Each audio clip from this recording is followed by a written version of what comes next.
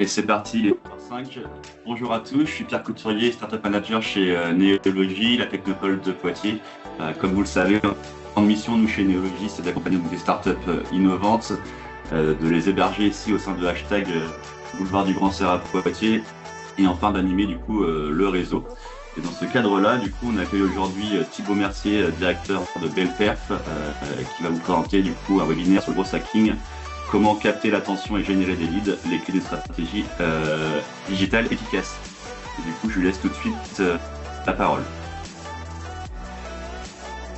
Et l'écran. Bonjour tout le monde. Eh bien, enchanté. Merci d'être ici et d'être présent. Je ne sais pas si on voit bien mon écran. C'est parfait. Oui. C'est bon? Ça marche? Ok, super. Eh bien, allons-y. Donc, en effet, merci Pierre pour la petite introduction. Donc, l'idée d'aujourd'hui, c'était de vous partager en une heure des clés pour votre stratégie digitale, pour celle d'aujourd'hui, pour celle aussi de demain. En une heure, c'est difficile de faire le tour de tout ce que vous avez besoin. Mais comme je vous disais, mon ambition là, c'est de vous donner le maximum de tips pour vous permettre d'être opérationnel et surtout d'avoir les bonnes bases pour créer votre stratégie de demain. Je parle très rapidement de moi. Je suis quelqu'un qui vient des agences. J'ai travaillé principalement chez Dentsu, qui est une agence internationale à Paris. Chez Dentsu, je m'occupais principalement de 3 comptes: Bayersdorf, donc toutes les marques Nivea, Microsoft, Société Générale. Et j'ai aussi travaillé pour une autre agence qui s'appelle 1969, où j'étais en charge de toute la partie LVMH, notamment aux États-Unis, en Nouvelle-Zélande, sur le développement digital.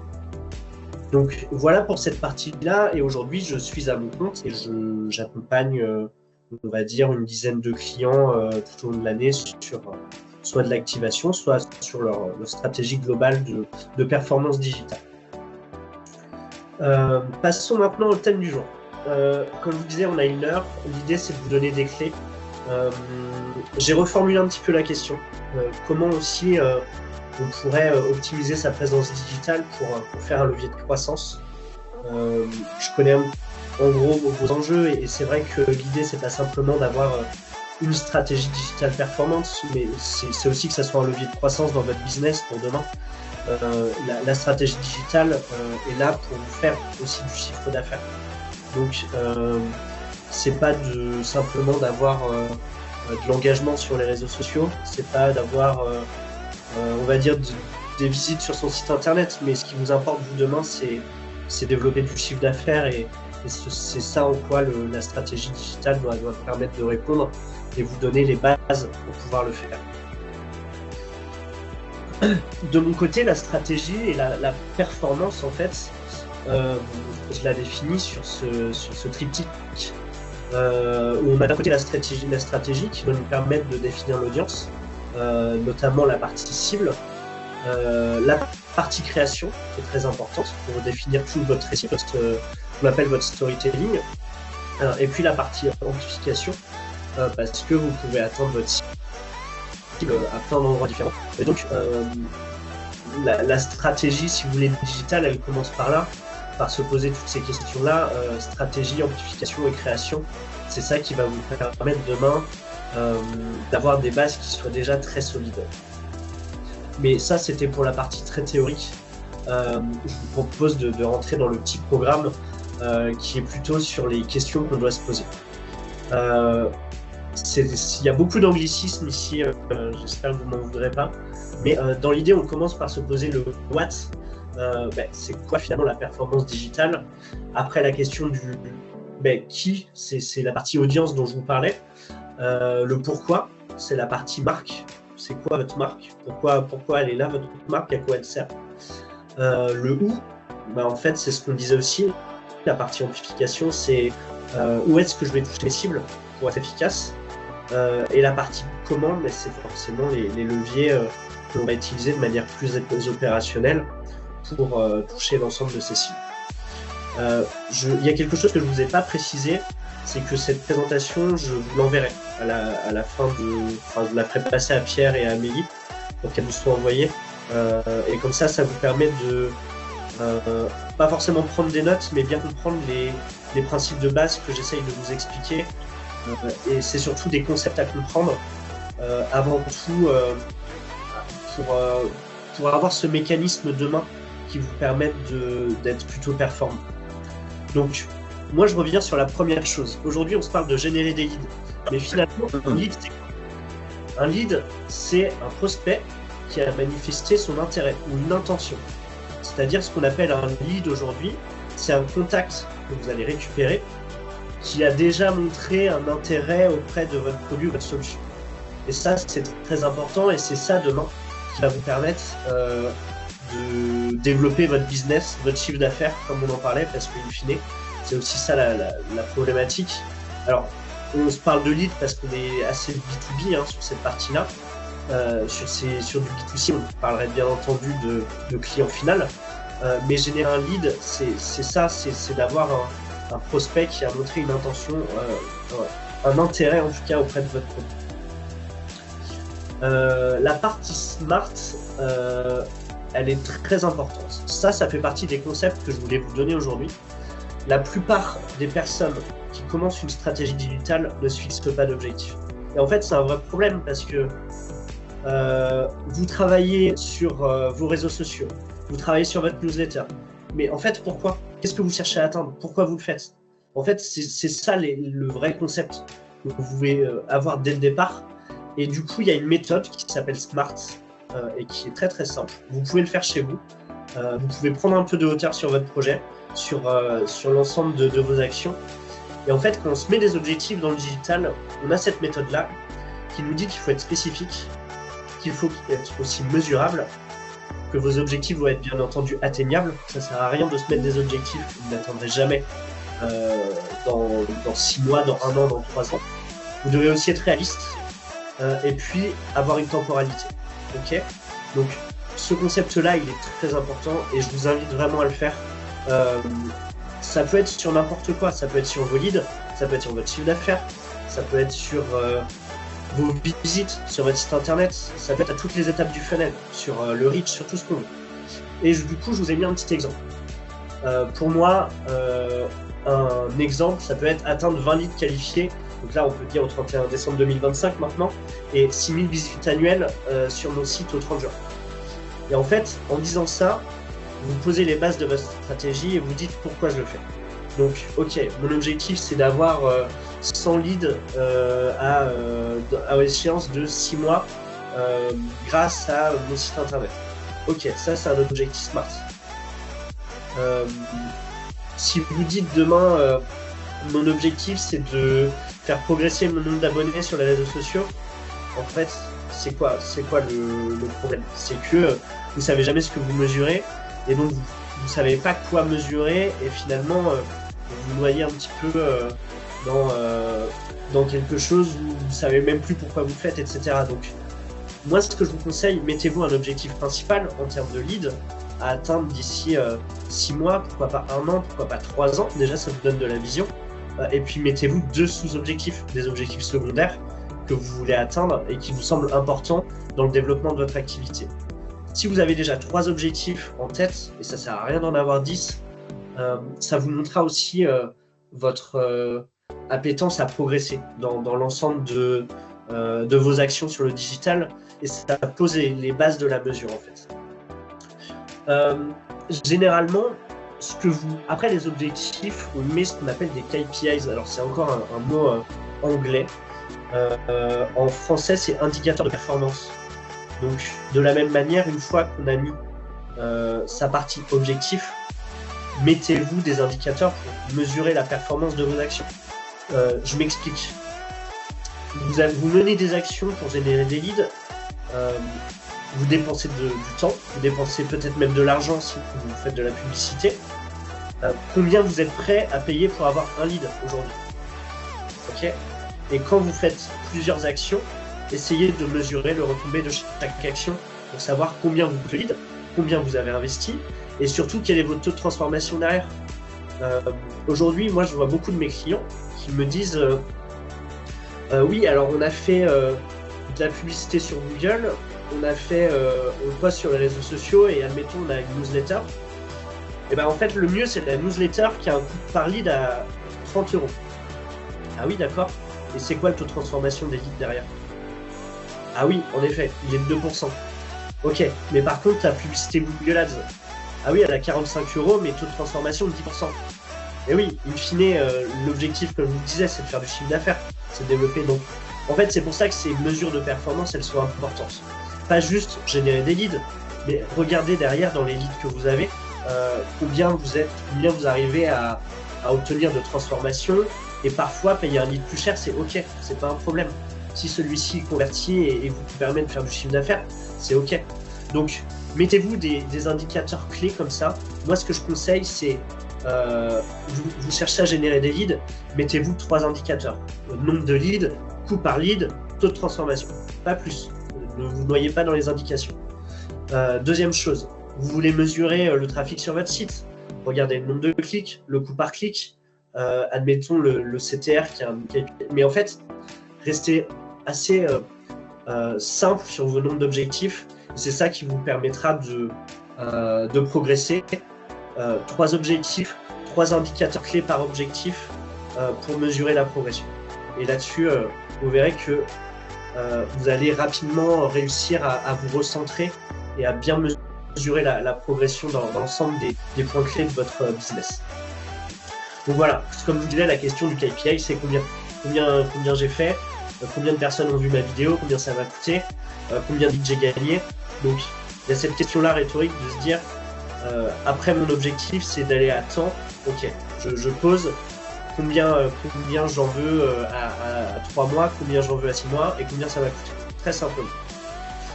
Donc voilà, là aussi c'est vraiment un mécanisme très simple, mais j'en vois trop peu qui appliquent. Et franchement, commencez par là parce que c'est le plus important. Méthode SMART et indicateur clé de performance sur 3 points clés de votre business. Alors, la question du où. Et ça aussi, c'est un vrai sujet. La vraie stratégie, elle commence par les gens. Elle commence par qui vous voulez toucher. Et ça, je le dis parce que j'ai aussi donné ce webinaire où j'ai même fait des ateliers dans d'autres technopoles. Mais ce que je vois souvent sur des personnes qui ont un projet, en fait, soit elles approfondissent pas assez leur marché, ou soit elles ne se posent pas assez la question de leur cible. Et en fait, vos utilisateurs, essayez de les comprendre. Quelles questions ils se posent, pourquoi ils achèteraient votre produit, c'est quoi les bonnes raisons, mettez-vous à leur place, mais à 1000% en fait, parce que c'est comme ça que vous allez arriver à comprendre est-ce que j'ai vraiment un MVP, est-ce que mon produit il est vraiment il répond vraiment aux attentes de ma cible. Et donc posez-vous cette question et n'hésitez pas à aller très loin. Et dans l'idée aujourd'hui, je voulais aussi vous donner un petit tips là-dessus. C'est le buyer persona. Je pense qu'on vous en a déjà parlé, mais faites-le et allez vraiment très loin dans l'établissement de ce buyer persona. Moi, ce que je fais à titre perso, et je vais vous montrer un exemple après, c'est que je vais très loin sur qui est ma cible, qu'est-ce qu'elle cherche, pourquoi plus moi qu'un autre. Par exemple, dans un marché qui est concurrentiel. Là, quand on se parle d'innovation, c'est un petit peu différent, mais sur un marché concurrentiel, qu'est-ce qui vous différencie? Et même si vous êtes dans un marché d'innovation, posez-vous la question, qu'est-ce qui me différencie? Pourquoi ma cible est prête à plus m'acheter moi qu'un autre? Et pourquoi ma cible a vraiment besoin de mon produit? Et en fait, souvent, ce que je vois, c'est que, par exemple, vous ne discutez pas souvent ou pas assez avec vos utilisateurs finaux, mais en fait, commencez par là, appelez-les, mais tous les jours, et c'est comme ça que vous allez avoir la réponse à vos questions, et c'est comme ça que vous allez répondre au mieux et avoir le meilleur produit, la meilleure solution, c'est en ayant le plus d'échanges avec votre cible en fait. Donc n'hésitez pas à vous imprégner de votre cible pour comprendre leur motivation, qu'est-ce qui pousse votre persona à accomplir l'ensemble de ses tâches, c'est quoi les déclencheurs, comment à un moment donné on va basculer sur mon produit, qu'est-ce qui va au contraire être une barrière pour lui. Et du coup, je vous ai fait ça. Ça, c'est mon buyer persona. La personne type, donc il s'appelle Thierry. Il est CEO d'une entreprise de 50 salariés. Lui, Thierry, ce qu'il voudrait, c'est faire évoluer son entreprise en optimisant les stratégies de marketing digital. Mais en fait, son problème, c'est qu'il a du mal à trouver des partenaires fiables. Souvent, il a des gens à qui il discute, qui sont bons commercialement, mais il cherche quelqu'un sur la durée. Et donc, en fait, ses douleurs, c'est quoi? Il est insatisfait aujourd'hui de la performance de ses campagnes. Moi, c'est souvent pour ça qu'on vient me chercher. Il n'y a pas assez de performance sur mes campagnes digitales, mais il a quand même la pression d'avoir du revenu, parce que Thierry, c'est un chef d'entreprise, et lui, ce qu'il regarde à la fin, c'est le chiffre d'affaires. Et il a aussi des personnes, peut-être dans son board, qui lui mettent une pression. Donc, ce qu'il veut, c'est des résultats. Et puis, il a aussi une difficulté à trouver des experts en marketing digital qui offrent des solutions qui soient plutôt efficaces et où ils sont en fait pris par la main et l'ensemble des actions soient pilotées de A à Z. Là, il y a la partie tâche à accomplir. Donc, lui, ce qu'il veut, c'est accélérer sa croissance, améliorer sa visibilité et optimiser ses coûts. Voilà. Et puis, sa motivation, grâce à ses partenaires, il arrive à montrer qu'il a en capacité à diriger son entreprise et puis avoir de la croissance. Donc, en fait, ce que je veux vous montrer là, c'est plutôt la démarche, mais vous montrer que il faut quand même aller assez loin dans votre persona pour comprendre en fait qui il est, ce qu'il veut, etc. Donc, ça reste une personne type, on est bien d'accord. Demain, vous allez rencontrer plusieurs profils différents. Mais en fait, c'est tant mieux, parce que peut-être que vous allez rencontrer des profils de persona, où après, vous allez vous dire, cette solution, elle n'est pas pour eux finalement. Et c'est pas là où j'ai envie d'aller. Mais par contre, sur 10 personnes, j'en ai discuté 5 qui avaient la même problématique. N'oubliez pas que c'est un marché. Vous répondez à un besoin. C'est ni plus ni moins que ça. Vous avez une solution innovante. C'est pour venir répondre à un besoin ou alors créer un nouveau besoin. Mais dans ce cas-là, il faut aussi identifier. Et est-ce que votre cible demain serait prêt à payer pour ça? Là, c'est le petit tips que je vous ai donné. On utilise tout ce qu'il y a aujourd'hui. Et donc, c'est aussi pour vous aider. Donc, je vous ai mis un prompt ici que vous pouvez intégrer dans ChatGPT. L'idée, c'est que vous allez lui demander d'interagir comme un professionnel. Vous allez lui dire tous vos objectifs. Et vous allez lui demander En fait, vous allez demander à ChatGPT ou alors l'IA de votre choix de vous demander des informations sur votre entreprise, votre offre et votre public cible. Donc en fait, pour bien comprendre, quand vous allez faire ce prompt-là, lui va vous poser des questions et vous allez devoir répondre après. Donc voilà, encore une fois, ça c'est un petit tips en plus du travail que vous allez faire. Moi, ce que je vous conseille, c'est de commencer par là, de faire le travail vous-même. Et puis, si vous voulez aller un petit peu plus loin, vous pouvez toujours demander de l'IA pour aller un petit peu plus loin. Ok. Les outils.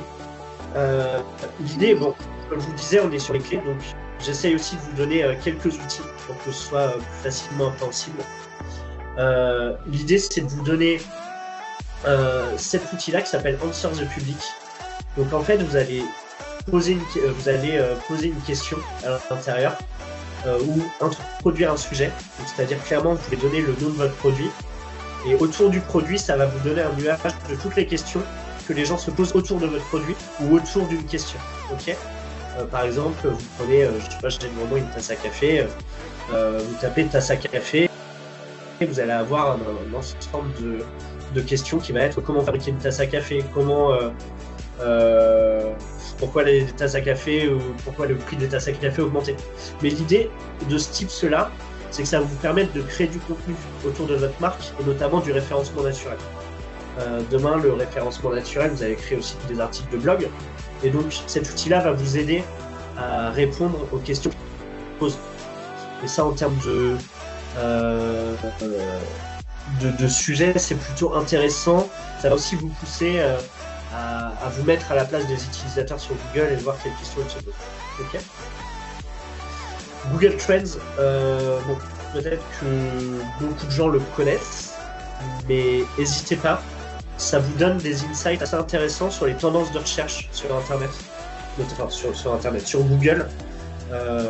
Donc, vous allez pouvoir taper le nom d'un produit, en fait, vous allez pouvoir taper tout ce que vous voulez et de voir des tendances sur jusqu'aux 5 dernières années. Et donc, ça vous permet aussi de voir si il y a un segment qui est croissant autour d'un produit, autour d'une demande. Vous allez pouvoir choisir une région du monde. Par exemple, est-ce que votre produit il a une croissance, je sais pas, une croissance de tendance aux États-Unis, en Angleterre, en France, dans une région en particulier, seulement en Nouvelle-Aquitaine. Enfin voilà, je pense que ça peut être intéressant en termes de signaux de marché d'aller faire un petit tour sur Google Trends. C'est plutôt intéressant. La question du why. Là, c'est plus pour vous parler de la partie marque. Donc, la question du pourquoi, elle est intéressante. Pourquoi votre marque? Pourquoi vous avez créé votre marque? À quoi elle vient répondre? C'est quoi on parlait des objectifs tout à l'heure, mais c'est quoi la vision de votre marque? Pourquoi demain on viendrait s'attacher à l'expérience de votre marque? Il y a toutes ces questions-là qui sont importantes. Et là encore, je voulais, sans rentrer dans les détails, vous donner quelques tips là-dessus, quelques clés pour que vous puissiez prendre un peu de hauteur sur la création de votre marque et de faire un petit exercice que je sens intéressant. En fait, généralement, des clients viennent me voir pour créer des campagnes publicitaires sur le digital, ou pas que, des stratégies digitales. Et souvent, je me rends compte que les bases autour de la marque ne sont finalement pas posées.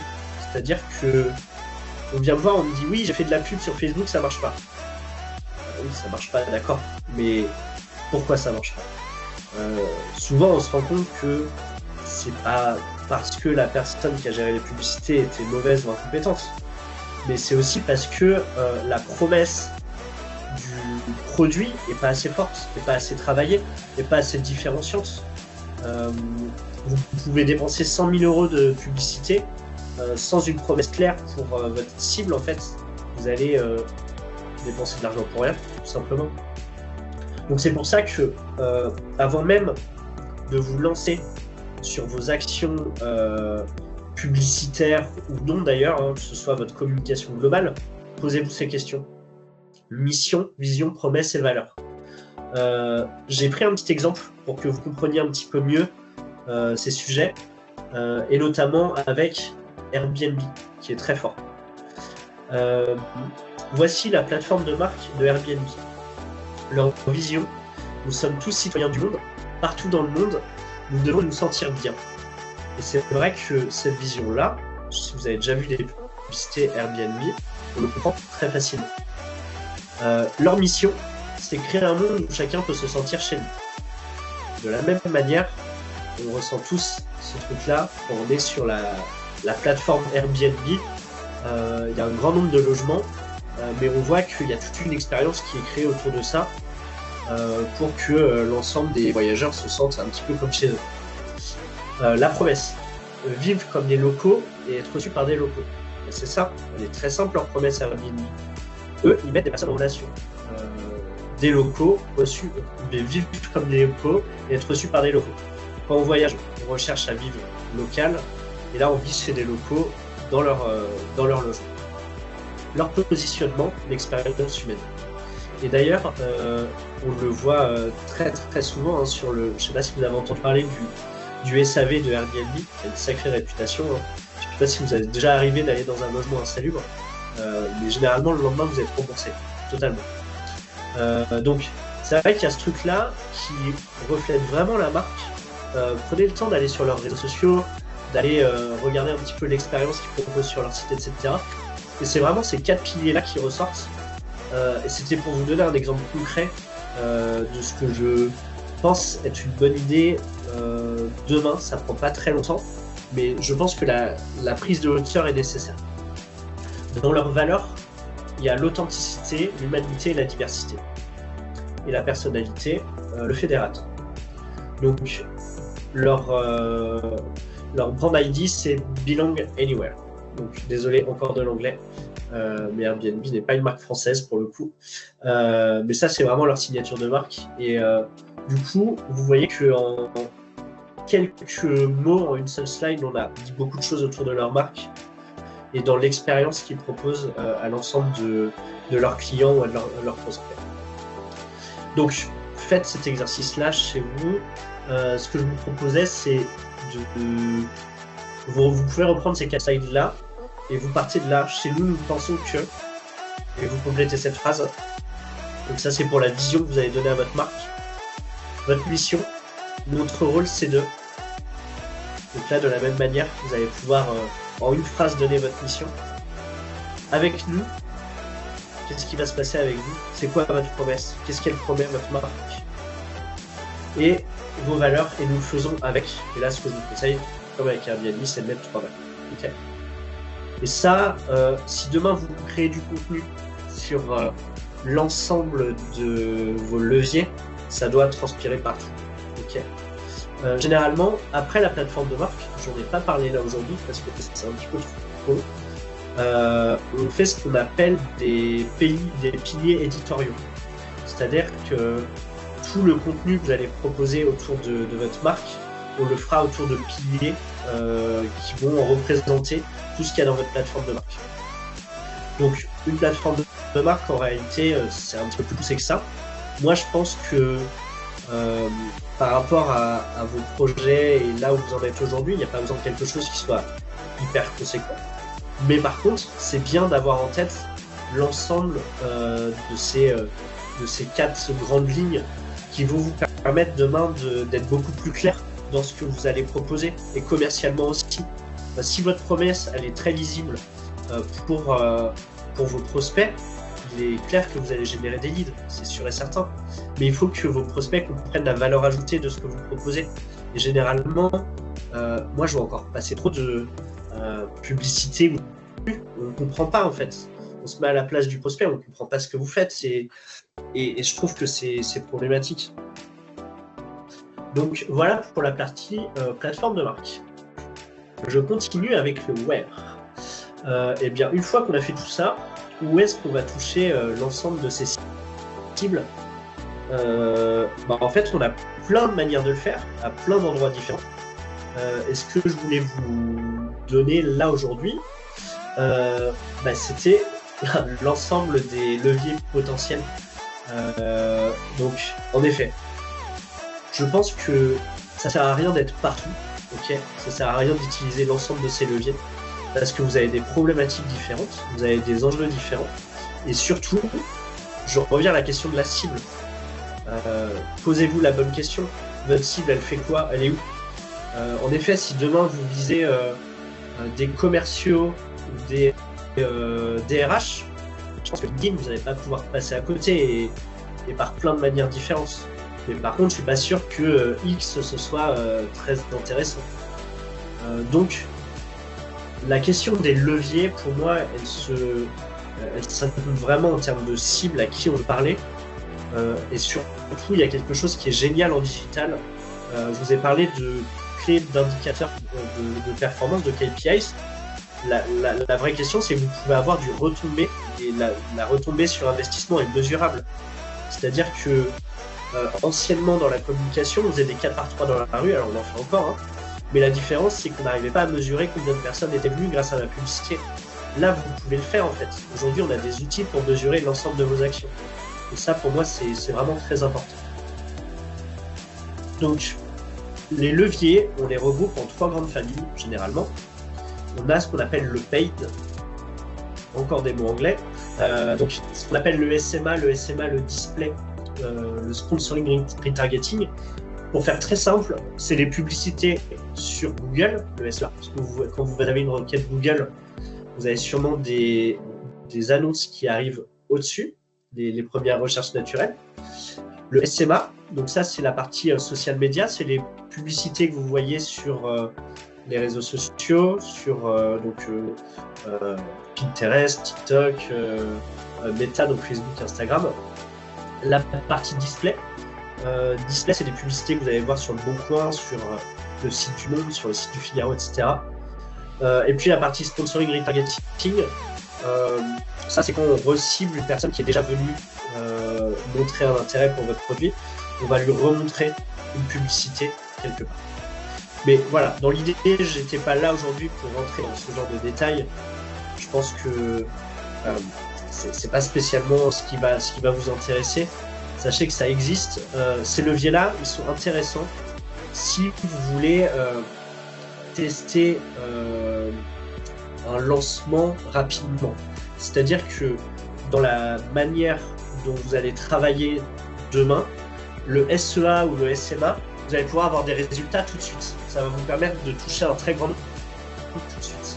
Contrairement au SEO par exemple, qui est la partie référencement naturel, c'est quelque chose où vous allez avoir des retombées sur 2, 3, 4 ans peut-être, au lieu on va dire 6 mois, mais vous allez avoir du mal à avoir un impact direct quand vous allez créer un article de blog par exemple.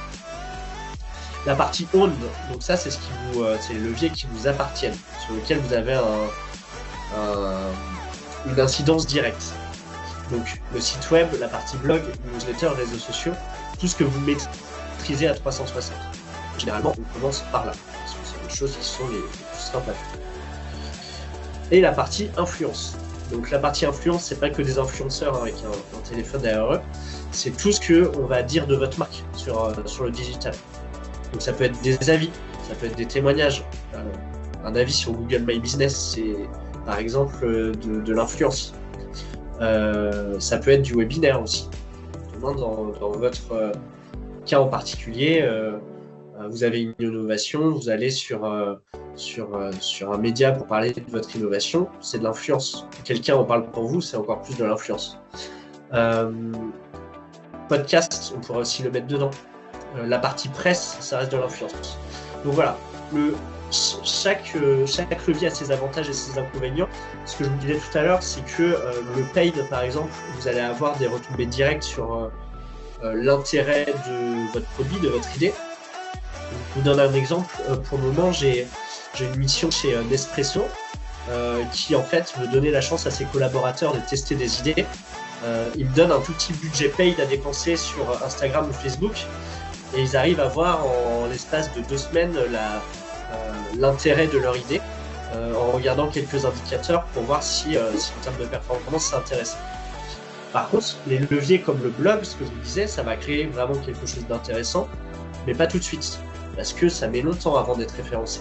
Il faut que les robots Google passent sur votre contenu, et même d'autres robots aujourd'hui, on ne se parle pas que de Google, l'IA prend une place très très importante dans les recherches des internautes, et le référencement autant sur ChatGPT et sur TikTok prend une place très très importante aujourd'hui. Voilà. Donc je dis pas qu'il faut le faire demain, je dis juste que le référencement, ça se réfléchit aussi à 360. Donc par rapport à cette partie, je reviens sur les réseaux sociaux, ça sert à rien d'être partout. Si demain votre cible, vous pensez qu'elle a, je sais pas, vous avez un produit qui se destine aux 50-70 ans, n'allez pas ouvrir un compte Snapchat et TikTok. Enfin, TikTok encore à la limite, pourquoi pas, mais ce que je voulais vous dire, c'est n'ouvrez surtout pas de compte sur des réseaux sociaux où vous allez finalement avoir une prise de parole et vous faire oublier pendant un an. Il n'y a rien de pire que ça, où finalement tout le monde va se dire c'est quoi cette marque, elle existe toujours. Dernière publication de juin 2023, qu'est-ce qui se passe? Vous voyez ce que je veux dire? Donc en fait, il faut faire simple, court mais efficace. La partie owned, c'est ça, c'est avoir ces leviers pour pouvoir maîtriser finalement, et ça a aussi ses avantages. Voilà pour cette partie-là. La dernière partie, c'est la partie comment. Et là, je voulais vous donner quelques tips aussi. Comment on fait, par où on commence? C'est la question qu'on se pose. Et souvent, on a un terme encore anglicime qui s'appelle le growth marketing. Peut-être que vous en avez entendu parler. Et donc, ça aujourd'hui, c'est, on va dire, 90% de nos métiers, c'est de l'expérimentation. Et donc, qu'est-ce qu'on expérimente? Ce que je vous disais tout à l'heure, l'avantage de stratégie digitale et l'avantage des actions sur le digital, c'est qu'on les mesure. Ça a une action très importante.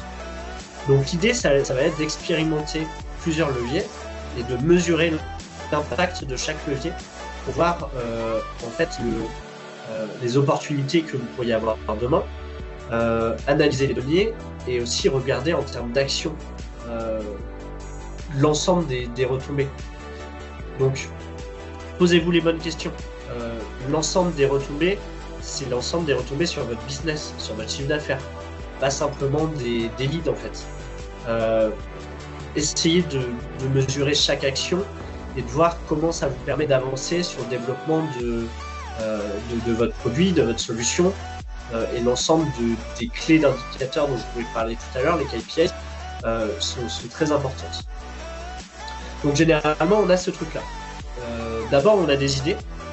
Donc, on se dit, et si je tentais de créer une vidéo à destination de mes prospects pour leur dire que je suis capable de faire ça et que j'ai telle fonctionnalité. Ok, donc je la note dans un tableau. Où est-ce que je vais la diffuser? Ok, sur LinkedIn, sur Facebook. Deuxième idée, j'aimerais créer un livre blanc pour mes prospects, leur expliquer comment on arrive à résoudre ce problème. Ok, je note dans un tableau. Où est-ce que je veux le diffuser? Il va être en téléchargement, ok. Et du coup, à la fin, vous allez avoir une liste d'idées que vous allez prioriser. Qu'est-ce que vous pensez qui a le plus d'impact par rapport à votre cible? Et ce que vous pouvez faire, ça m'arrive souvent de le faire, vous pouvez mettre un scoring en face. Cette idée-là, par rapport à la pertinence de ma cible, sur 5, ça va être 4 sur 5, 5 étant le plus pertinent. Par contre, en termes de budget, ok, le livre blanc, c'est 1 sur 5, parce que ça coûte très très cher de faire un livre blanc où ça prend beaucoup de temps. Donc, voilà. Vous avez beaucoup de leviers à votre disposition. Vous pouvez aussi avoir beaucoup d'idées. Je pense qu'il faut d'abord les prioriser. Et le système du scoring est bien pour avoir un scoring à la fin, se dire ok, les meilleures idées c'est celle-ci, celle-ci, celle-ci.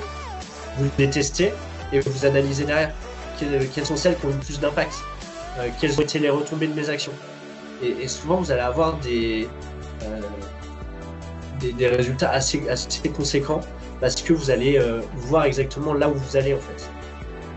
Donc le growth marketing c'est ça, c'est de l'expérimentation.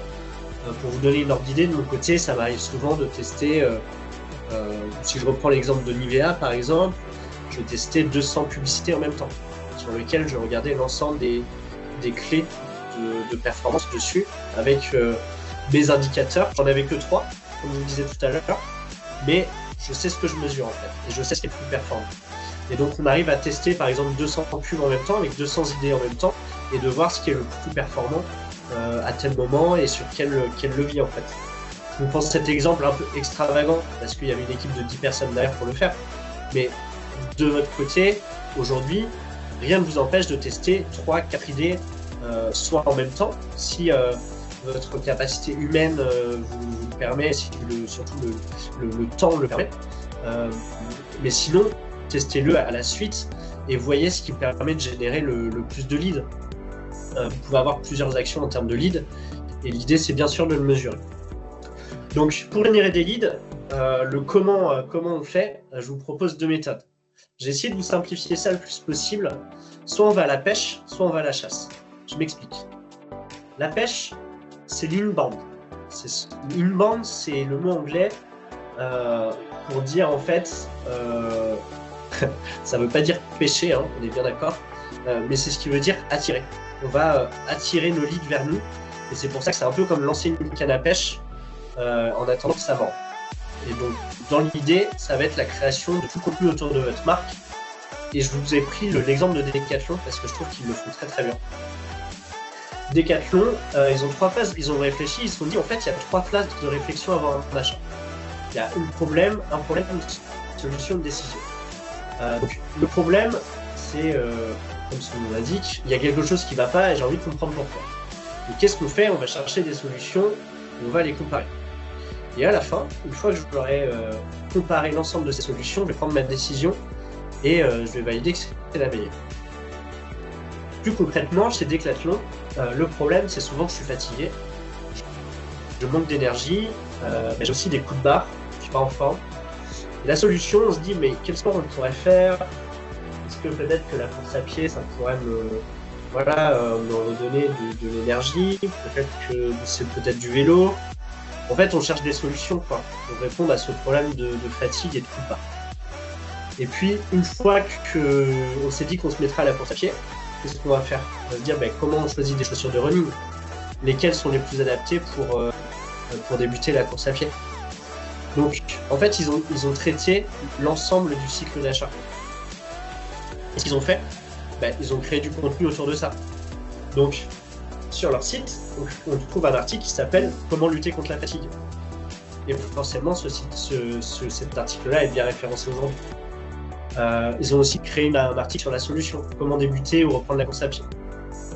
Et enfin, quels sont les critères pour choisir sa paire de chaussures de running? Donc, l'inbound, c'est ça, c'est créer du contenu autour de votre marque. Et encore une fois, je reviens sur la base, et je ne le dirai jamais assez, mais quelles questions se pose votre cible, vos prospects? Je reviens sur Answer the Public, que je vous ai présenté tout à l'heure. En fait, tapez le nom de ce que vous proposez, du secteur d'activité, et regardez les questions que les gens se posent. Et ça va vous aider aussi à créer ce contenu, à créer des articles de blog. Alors, ça peut être pour le blog, mais aujourd'hui, ce qu'on fait beaucoup, c'est le recyclage de contenu. C'est-à-dire que vous créez un article de blog pour vous référencer, et rien ne vous empêche d'en faire 3 posts sur les réseaux sociaux.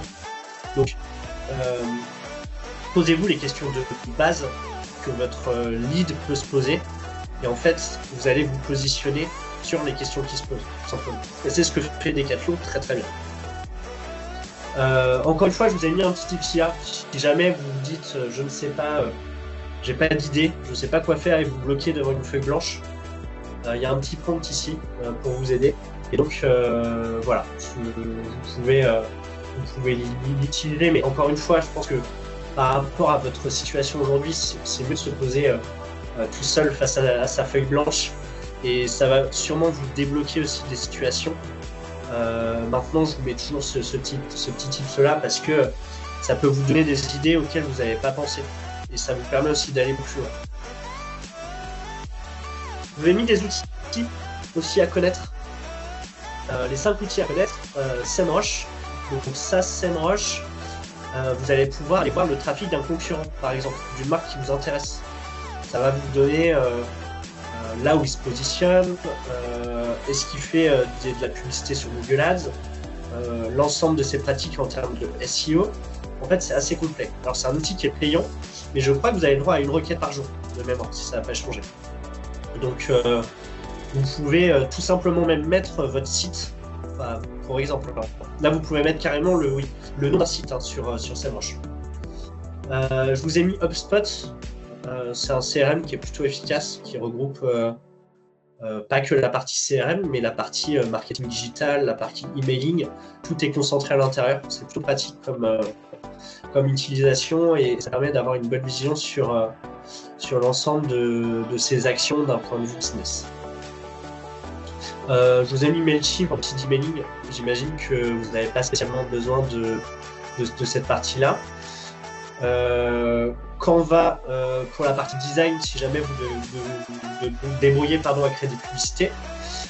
Et puis Redact.ai, c'est si vous êtes en panne d'inspiration sur LinkedIn, ça vous permet de créer des posts, tout simplement. La partie outbound, c'est ce que moi j'appelle la chasse, c'est ce que je vous disais tout à l'heure. Donc ça, c'est ce qui vous permet d'aller vers vos prospects directement et d'aller les démarcher. Donc ça, c'est ce que je vous disais. Vous avez la partie publicitaire qui vous permet d'atteindre directement vos prospects. Donc le SEA, pour exemple, vous allez vous poser sur Answer the Public quelles sont les questions qu'on se pose autour d'un produit, d'un logiciel. Vous allez pouvoir vous positionner rapidement sur des mots-clés, être tout en haut des requêtes de recherche. Et ça, vous allez pouvoir aller très vite. Et au début, généralement, on dépense un tout petit peu d'argent pour voir ce qui se passe et comment réagissent les prospects. Mais ça sert à rien d'avoir... je vois qu'il y a des petites discussions dans le chat, alors peut-être qu'il faut que je coupe. La question, c'était CRM, c'est ça? Oui, c'est Consumer Relationship Management. En français, c'est aussi GRC, Gestion Relation Client. Mais l'idée, en fait, c'est un endroit où vous allez implémenter je reviens dessus, hein, pour que ce soit clair. Vous allez implémenter l'ensemble de vos données, de vos prospects. Et en fait, quand vous allez contacter vos prospects, vous allez pouvoir tout simplement les mettre dans l'ensemble des étapes de funnel. Donc, démarcher, contacter une fois, contacter 2 fois, démo et admettons test. Et donc, en fait, c'est ça qui va vous permettre de centraliser l'ensemble de vos données de prospects pour pouvoir les démarcher ensuite. Voilà, désolé, je sais qu'il y a beaucoup d'anglicisme dans ce truc-là. J'essaye de le simplifier, mais n'hésitez pas à m'arrêter en effet. Donc, je voulais vous donner des petits tips. Pour ceux qui utilisent LinkedIn, il y a des outils qui sont géniaux aujourd'hui qui s'appellent Wallaxy. Wallaxy, c'est un petit logiciel qui va venir se plugger à votre LinkedIn, qui va venir s'incruster dans LinkedIn. Et quand vous allez faire vos recherches sur LinkedIn, vous allez pouvoir les ajouter à des listes. Donc, vous cherchez des décisionnaires pour votre solution.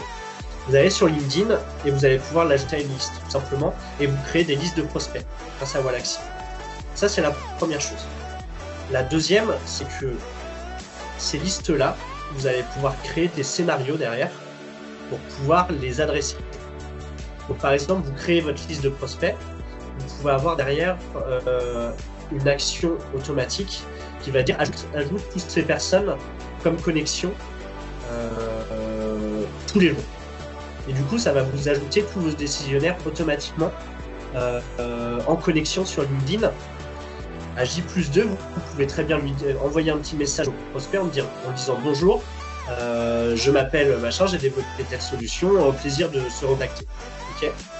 Donc généralement, quand vous démarchez sur LinkedIn, mettez-vous à la place aussi, encore une fois, de votre audience. Généralement, le premier message d'accroche, je vous déconseille de le faire de manière très commerciale. Généralement, alors les Américains, ils utilisent des méthodes qui sont assez développées aujourd'hui, mais ce qu'ils appellent un icebreaker, encore un anglicisme, mais un casseur de glace. C'est-à-dire que quand vous contactez quelqu'un sur LinkedIn, pensez surtout à créer un lien avec lui avant d'avoir une démarche super commerciale.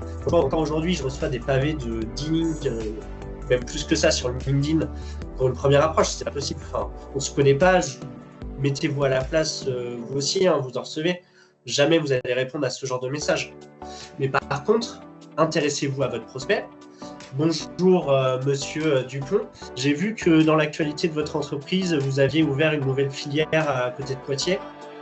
Avez-vous prévu de recruter du monde ou avez-vous prévu quelles sont les prochaines étapes dans votre développement? En fait, posez une question ouverte sur laquelle il se sent obligé de répondre. Et c'est comme ça que dans un deuxième temps, vous allez réussir à introduire votre produit. Mais si vous commencez par dire oui bonjour, je suis tant, j'ai développé telle solution et d'ailleurs en fait non, la personne ne va pas prendre le temps de venir.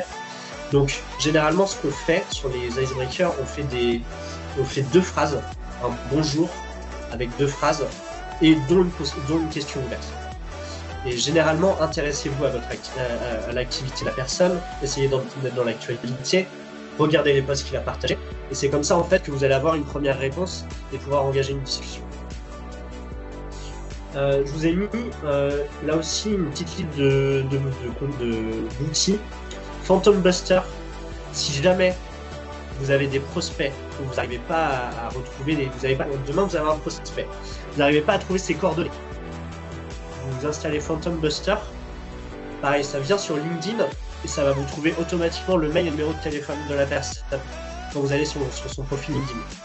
Donc là, de cette manière-là, vous allez vous installer Phantom Buster, il y a une petite extension Chrome à installer.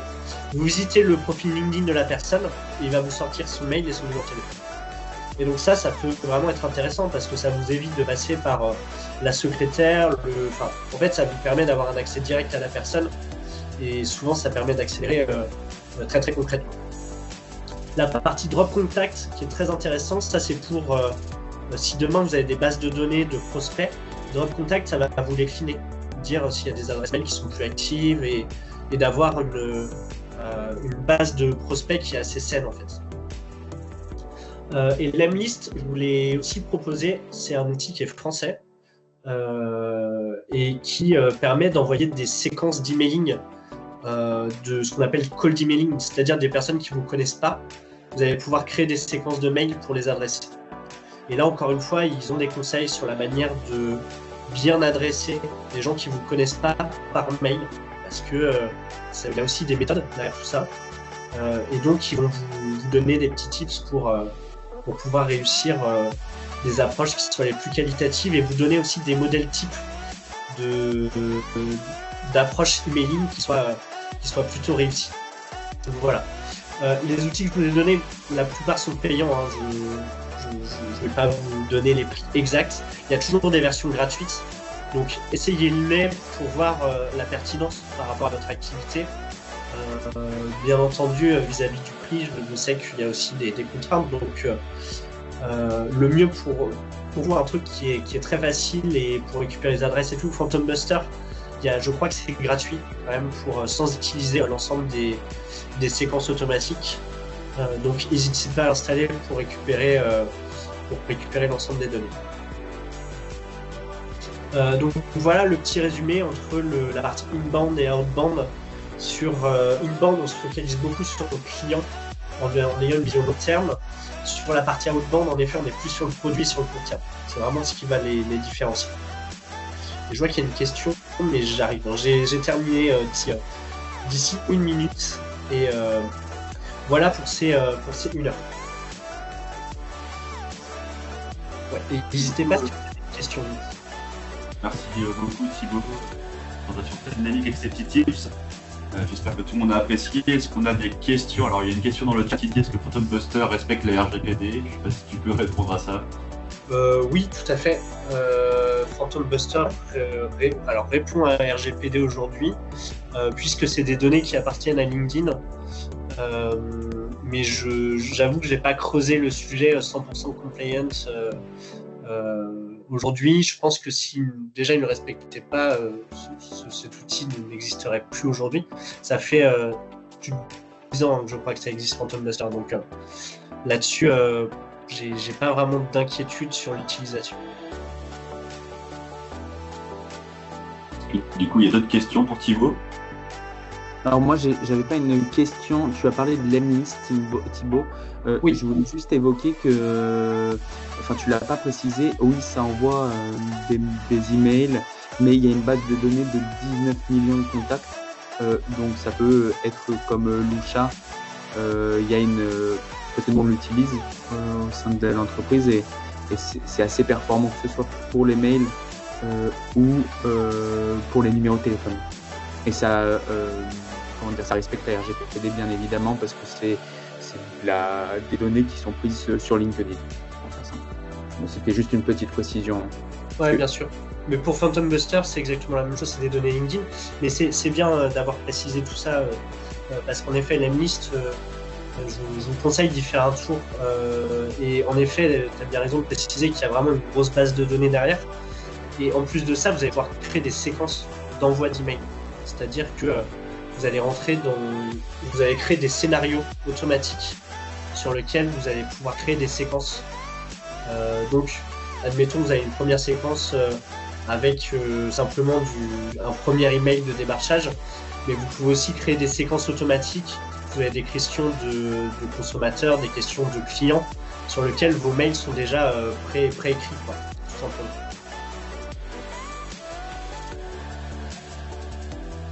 Il y a d'autres questions pour Thibaut.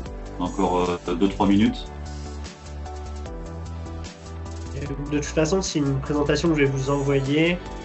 Si jamais vous avez 2-3 questions par rapport à votre activité, vous avez besoin d'un petit conseil, vous pouvez toujours me faire un petit mail, il n'y a pas de problème. Tracking UTM. On rentre dans la partie un peu plus technique. Alors, en fait, ce qu'on appelle le tracking, c'est le suivi de toutes vos actions. On dit qu'on les traque, on dit qu'on suit, c'est ça qui va vous permettre de mesurer. La partie UTM, en fait, c'est un petit lien que vous allez créer qui va se lier directement avec Google Analytics. Et donc, par exemple, quand demain vous allez créer, et je vous conseille de le faire, quand vous allez créer une newsletter, n'hésitez pas à faire des liens UTM. Donc, vous tapez Google UTM dans Google, et donc du coup, vous allez pouvoir avoir les retombées des clics sur l'ensemble de vos liens et de mesurer d'où viennent les gens, tout simplement. Donc, vous allez sur Google, vous tapez UTM Google, vous paramétrez, on va vous demander un petit formulaire, vous mettez tous les champs. Et en fait, ce petit formulaire va vous sortir un lien, d'accord, que vous allez utiliser Et ce lien-là, il va venir se connecter avec Google Analytics et vous donner des informations dans Google Analytics pour voir le retombées de vos actions. Enfin, j'espère que j'ai été clair. Mais n'hésitez pas, hein, si vous avez d'autres questions qui sont un petit peu plus complexes sur ce que vous faites. Mais si je devais résumer pour clôturer, c'est vraiment... en fait, souvent, on se lance dans le marketing digital avec plein d'actions avant d'avoir réfléchi aux bases. Et comme je vous disais, la plus importante pour moi, c'est se donner les bons objectifs. Mettez-vous d'abord les objectifs. Posez-vous ces questions-là, se dire comment on va les mesurer. Mettez 3 indicateurs de performance par objectif. Et surtout, mettez des objectifs temporels. Mettez pas mon objectif c'est 200 leads. Non, ça veut rien dire. Mon objectif c'est 200 leads au 31 décembre 2025. Okay. Ça, c'est un objectif. Et du coup, si 200 leads c'est pas atteignable, mettez-vous pas des objectifs inatteignables.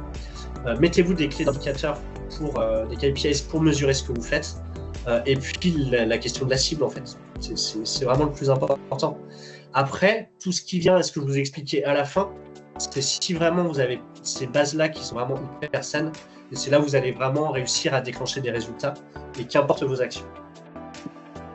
Ouais, et je reviens sur mon adresse mail où j'ai une petite erreur, c'est bien un petit beau Mercier, et pas Mercer, mais je vais vous envoyer la présentation corrigée.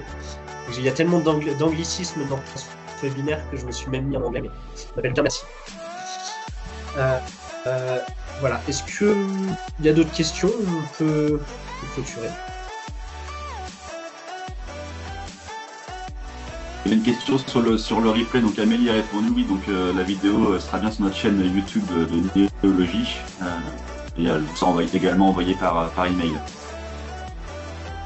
Est-ce qu'il y a une dernière question du coup pour Thibaut? Ok, eh ben merci. Je reste à votre dispo par mail pour prendre quelques minutes si vous avez des cas un peu plus spécifiques. Pour un plaisir de rendre service. Merci beaucoup Thibaut. Et merci à tous. Et à bientôt. Au revoir. Au revoir.